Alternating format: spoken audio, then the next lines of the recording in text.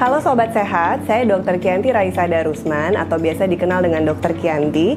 Saya adalah dokter spesialis mata, khususnya spesialis mata anak di Rumah Sakit Eka Hospital BSD. Gejala pusing dan susah melihat objek jauh adalah salah satu gejala rabun jauh atau miopia, di luar juga diagnosis lainnya. Rabun jauh sendiri dapat diperburuk dengan adanya kegiatan melihat dekat yang terus-menerus atau intens. Dan pada anak-anak, apabila hal ini terus dilakukan, dapat memperburuk adanya miopia atau rabun jauh tersebut. Hal ini akan dapat meningkatkan derajat dari miopianya atau minusnya. Miopia atau rabun jauh ini memang dapat diturunkan dari orang tua ke anaknya, tetapi bukan satu-satunya faktor yang dapat menyebabkan miopia pada anak. Faktor lainnya yang juga tidak kalah penting adalah kurangnya aktivitas di luar ruangan dan aktivitas melihat dekat yang intensitasnya tinggi. Kasus miopia di seluruh dunia ini memang mengalami peningkatan yang sangat signifikan, apalagi dengan adanya COVID-19 di mana anak-anak harus belajar di rumah dan meningkatkan aktivitas mereka di depan laptop ataupun handphone semakin meningkat tinggi. Dan ternyata tidak hanya di Indonesia tetapi di seluruh dunia kasus miopia ini memang mengalami peningkatan yang sangat signifikan. Bahkan diprediksi di tahun 2050, 50% penduduk dunia akan mengalami miopia atau rabun jauh. Yang orang tua perlu ketahui mengenai miopia anak adalah bahwa miopia pada anak ini biasanya akan terus meningkat sampai usia pertumbuhan anak itu selesai. Jadi, makin muda anak itu menderita miopia atau rabun jauh, maka makin tinggi juga nanti hasil akhirnya pada usia mereka selesai pertumbuhan. Sehingga seringkali anak-anak pada waktu 3-6 bulan harus mengganti kacamatanya karena ukurannya yang bertambah.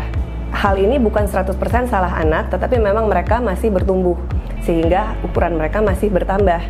Tentunya hal-hal ini bisa dicegah ataupun dikendalikan. Artinya kalau misalnya minusnya itu semakin tinggi, bisa dilakukan hal-hal tertentu untuk dapat memperlambat penambahannya.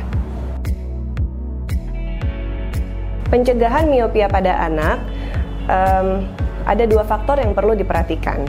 Faktor keturunan atau faktor di mana orang tua sudah menderita miopia yang dapat diturunkan ke anak tentunya sulit untuk kita kendalikan. Tetapi faktor lainnya, faktor eksternal bisa kita kendalikan.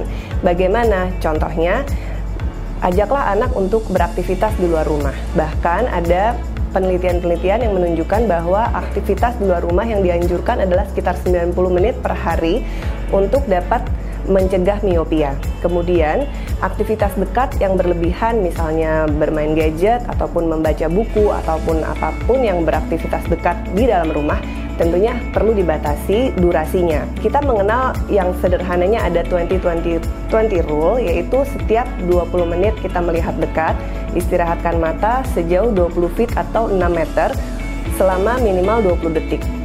Apabila lebih dari itu pun akan lebih baik.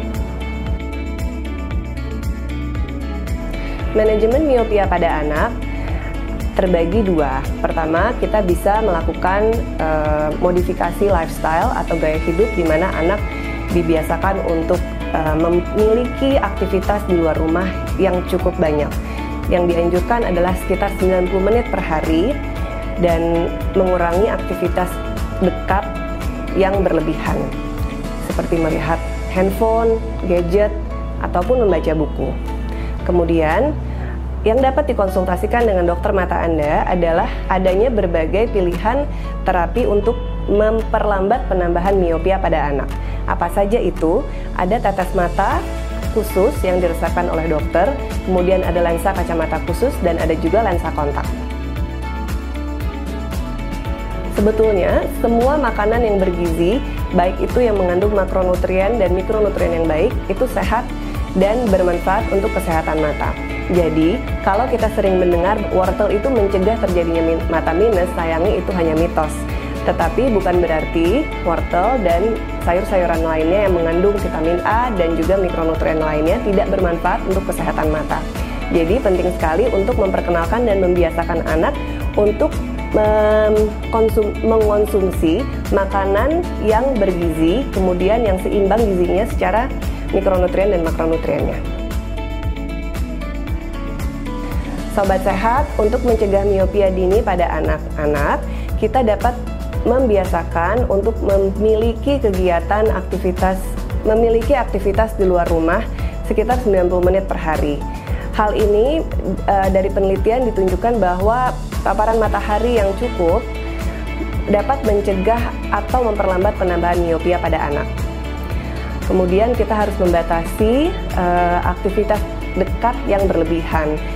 Mungkin jangan terlalu cepat memperkenalkan anak terhadap gadget atau handphone, dan kalaupun sudah diperkenalkan, mungkin kita harus memiliki guidelines atau panduan yang cukup untuk screen time yang baik, yaitu di bawah 3 tahun biasanya kurang dari 30 menit, usia 3-5 tahun itu maksimal 1 jam per hari, kemudian di atas itu pun dengan pembatasan yang cukup yaitu sekitar 1-2 jam per hari. Untuk Sobat Sehat, deteksi dini miopia ini dapat dilihat sebetulnya sehari-hari. Kalau kita melihat anak-anak sulit melihat jauh, kemudian mengecilkan atau menyipitkan matanya untuk melihat jauh, kemudian juga sering pusing, kemudian ada keluhan-keluhan buram, jangan lupa periksakan matanya ke fasilitas kesehatan terdekat. Dan pemeriksaan mata anak yang dianjurkan adalah 6 bulan sampai 1 tahun sekali. Dan tidak perlu menunggu anak bisa membaca untuk memeriksakan matanya apabila ada gejala-gejala yang disebutkan tadi.